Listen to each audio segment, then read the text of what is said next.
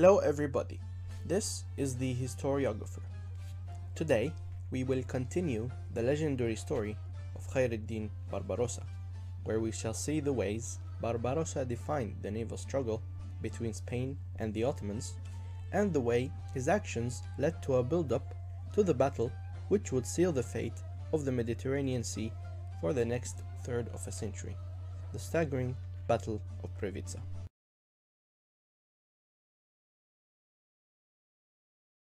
Barbarossa used his newfound powers as a Pasha and Bey of Algiers and continued the evacuation of Muslim Andalusians from Spain to North Africa.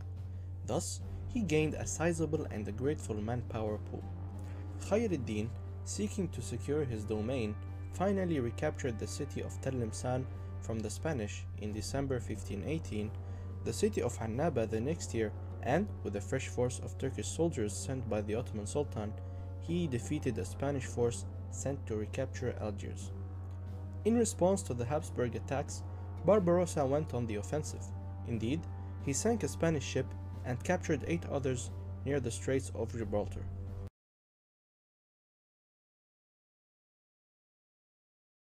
By late 1520, Sultan Selim had died and was succeeded by his son, Suleiman I. The new 26-year-old Sultan, energetic and cunning, was determined to prove himself. Thus, after defeating a minor rebellion by the governor of Syria and securing his rule, he led his armies to the Serbo-Hungarian city of Belgrade, which lied on the banks of the Danube River.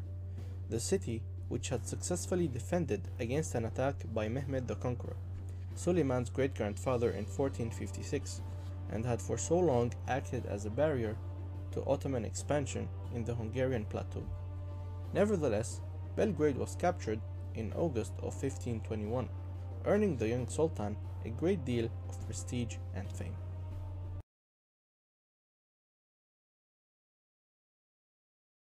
When Suleiman returned to Constantinople, he started working with his vizier and trusted friend Ibrahim Pasha on a plan to conquer the impregnable island of Rhodes and rid the eastern Mediterranean of the piracy of the Knights, which were a thorn in the Ottoman side for more than a century. In the Ottoman court's eyes, Rhodes had to be captured in order to secure the empire's back and finally establish full control over the eastern Mediterranean. After a year of meticulous planning, Suleiman landed with a fleet of more than 400 ships and 100,000 men on the island. Hayreddin Barbarossa, seeking to finally oust his old foes from the island, did not miss the chance to contribute to the war efforts. Indeed, he sailed from Algiers with a fleet of 20 warships to Rhodes, and after a grueling siege of 5 months, the fortress of Rhodes was finally captured by December of 1522, ending a century of piracy in the eastern Mediterranean basin.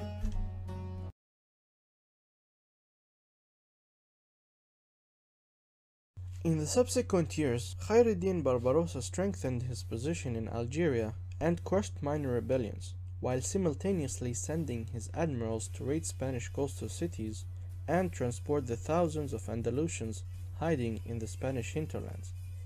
After fully securing his position, he finally set his sight on the rock of Penon, which was only 300 meters away from the city of Algiers and presented a major threat to the city's inhabitants.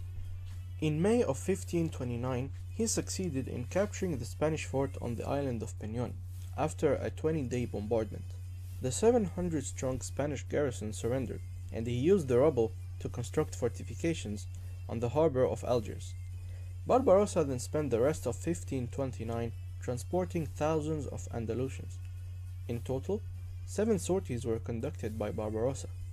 Many sources agree that the total number of Andalusians that were transported to Algiers was over 70,000 people. Barbarossa later settled these refugees in Algeria and gave them agricultural land to cultivate. Due to these relentless expeditions, the people of Andalusia and North Africa bestowed upon him the nickname Hayreddin, meaning the good of the faith, which is another title he would become known by.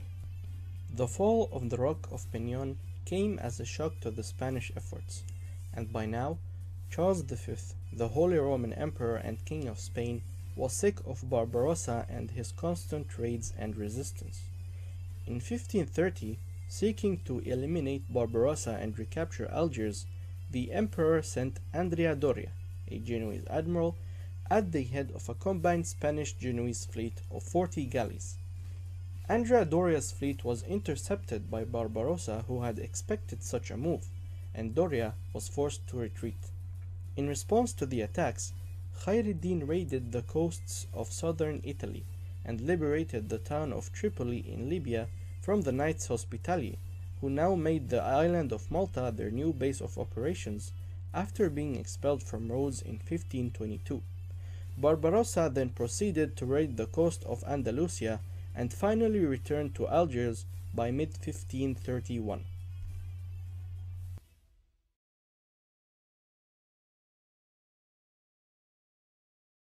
During Suleiman I's expedition to Habsburg Austria in 1532, Andrea Doria captured many cities from the Ottoman Empire on the coast of southern Greece. These Greek cities were retaken by Suleiman, but the event made the Sultan realize the importance of having a powerful commander at sea. He thus summoned Barbarossa to Istanbul, who arrived at the imperial city later that year after leaving his adopted son, Hassan Reyes, in his place. Upon arriving, Barbarossa was made Capodani Deria of the Ottoman fleets, which is the highest possible naval rank in the Ottoman Empire. As the captain of the fleet, he became a member of the Diwan of the Sultan, or the Council of Ministers of the Ottoman Empire, and the Sultan granted him wide powers with regard to shipbuilding and the organization of the fleet. The sources mention that Hayreddin became the closest advisor to the Sultan during this time. Relying on his experience, Hayreddin started by ordering the shipbuilding factories in Istanbul to build 61 ship hulls in a short period of time.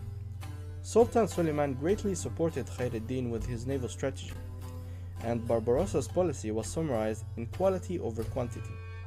He thus revolutionized the Ottoman arsenal by building warships with cannons that have a greater range and by selling the old ships. This has been part 2 of the Barbarossa series, where we have seen the build-up to the Battle of Previtsa. Thank you for watching. Please subscribe to not miss out on part 3 of our series, in which we will see how Barbarossa single-handedly defeated an allied coalition of European powers in his most famous battle and changed the fate of history.